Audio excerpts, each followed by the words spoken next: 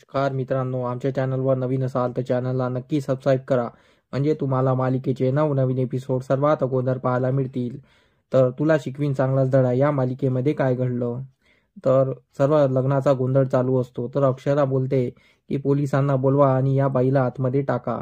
तर अधिपती मधात बोलतो, ओ अक्षरा मॅडम, ओ मास्तरीन बाई, तुम्ही काय बोलताय? तुम्हाला काही कळताय का? तुम्ही आईसाहेबसाठी पोलीस बोलवत आहे.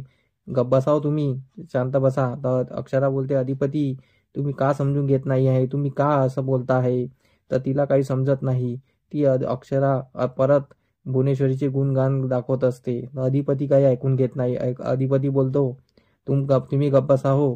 तुम्ही काही बडबड नका. तुम्हाला नेहमी त्यांची इज्जत चव्हाट्यावर मांडायची असते. नेहमी सर्व चव्हाट्यावर आणायचं असते आणि सर्वांसमोर त्यांची बदनामी करायची असते. तुमचं हेच चाललंय नेहमीचं. मी बघतच आलेलो आहे तुमचं. तर अधिपतीचं हे बोलणं ऐकून अक्षरा त्याला समजायला त्याच्या जवळ येत असते. तर अधिपती तिला बोलतो, लांब करतो आणि बोलतो, तुम्ही गप्प बसा हो, तुम्ही मला नको सांगा. आणि तो पाहुण्या मंडळींसमोर हात जोडतो आणि बोलतो, पाहुणे मंडळी मला माफ करा. आमच्या घरी हे जे घडलं ते तुम्हाला बघायला मिळालं, ते त्यामुळे आम्ही तुमची क्षमा मागतो आणि तुम्ही आम्हाला माफ करा. जे काही घडलं तुम्हाला बघायला मिळालं, तुमचा वेळ वाया गेला, त्यासाठी आम्हाला माफ करा. आणि अधिपती आपलं बोलणं चालू करतो. तर अक्षराला तो गप्प बसवत असतो. तर अधिपती बोलतो, आमच्या आईसाहेब आहे त्या देवीसारख्या आहे. आम्ही त्यांना नेहमी देवीसारखं मानलेलं आहे. आणि चारुवा सूर्यवंशी, मी आज तुमच्यासमोर येतो आणि तुमच्याजवळ डोळ्यात डोळे दाखवून मी आज बोलत आहे. आणि मी तुम्हाला आज विचारतो आहे की तुम्ही माझ्या आईसाहेब सोबत लग्न करा. आणि मला एक गोष्ट सांगा, तुम्ही आईसाहेबांना जेव्हा घरी आणलं तेव्हा तुम्ही त्यांना घरी का आणलं आणि तुम्ही त्यांच्यासोबत का राहिला? तुम्ही त्यांच्यासोबत का असं केलं? तुम्हाला ते आवडत नव्हत्या तर मग तुम्ही त्यांच्यासोबत एकोपा का आल्या? तुम्ही त्यांच्यासोबत का झोपलात? असं ऐकून जेव्हा अधिपती बोलत असतो तेव्हा चारुवास चिल्लावतो, तू काय भाषा बोलताय? तुला समजत ती आहे की नाही? तर अधिपती बोलतो, मला काय माहित नाही. मी जे बोलताय ते खरं बोलताय. तुम्ही त्याचं उत्तर द्या. तुम्हाला ते आवडत नव्हत्या तर मग तुम्ही का त्यांच्या जवळ गेलात आणि का त्याच्यात आलात? तर चारुवास बोलतात, हे माझी एकट्याची चूक नव्हती, त्यात भुवनेश्वरीची पण चूक होती. तर अधिपती बोलतो, त्यांचं सोडा हो, मी तुमचं विचारत आहे. तुम्ही सांगा मला, तुम्ही का असं केलात? तुम्हाला आवडतच नव्हत्या तर मग त्यांना का जवळ येऊ दिलं आणि त्यांना खोट्या आशा का दाखवल्या? त्यांना आशा लागल्या नसत्या तुम्ही असं केलं नसतं तर. म्हणून त्या तुमच्या साठी काय काय नाही केलं. तुमचे दुखणे पुखणे काढले आणि मला सांभाळलं. मला आईचं प्रेम दिलं. माझ्यासाठी त्या आई साहेब आहे आणि त्या नेहमी राहणार आणि मी मरेपर्यंत राहणार. ते तुम्ही काही सांगा, मला मला काही पटणार नाही. आणि त्या आईसाहेब माझ्यासाठी देव आहेत आणि देवी आहेत. त्यांनी माझ्यासाठी जे केलं, तुमच्यासाठी जे केलं, ते या घरासाठी केलं. त्यांनी त्यांनी स्वतःसाठी काही विचार केलेला नाही. त्यांनी पैशाचा कधी विचार केलेला नाही. तर चारुहास बोलतो, तू डोळ्यावरची पट्टी काढ, कधी तुला समजणार? तर अधिपती बोलतो, ते सोडा हो, मला सर्व माहीत आहे. मी आईसाहेबचं सर्व खरं रूप बघितलेलं आहे आणि त्यांनी तुमच्यासाठी काय काय केलंय लहानपणीपासून माझ्या डोळ्यापासून बघत आलेलो आहे.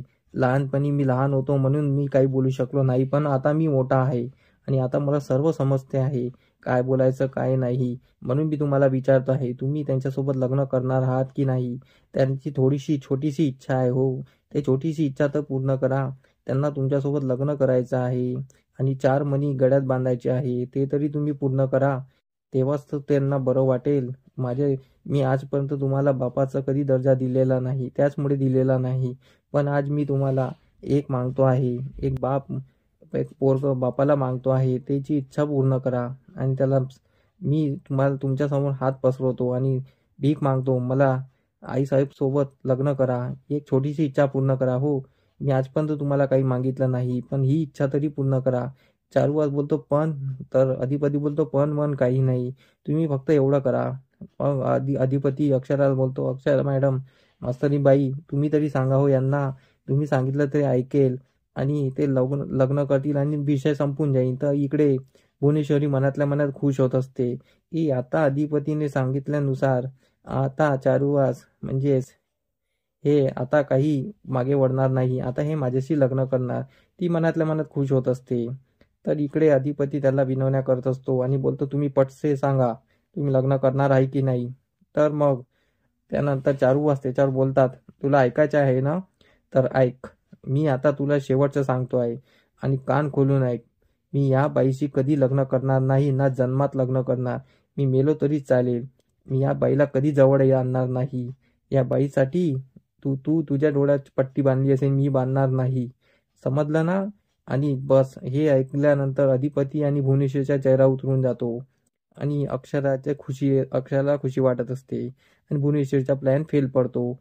असा काहीसा एपिसोड आपल्याला बघायला मिळणार आहे. तर आमचा एपिसोड कसा वाटला हे आम्हाला कमेंट करून नक्की सांगा. धन्यवाद. हे व्हिडिओ कसे वाटलं हे आम्हाला कमेंट करून नक्की सांगा. तुमचा प्रतिसाद आमच्यासाठी खूप महत्त्वाचा आहे. तर आमच्या व्हिडिओला कमेंट नक्की करा आणि लाईक करायला विसरू नका. धन्यवाद.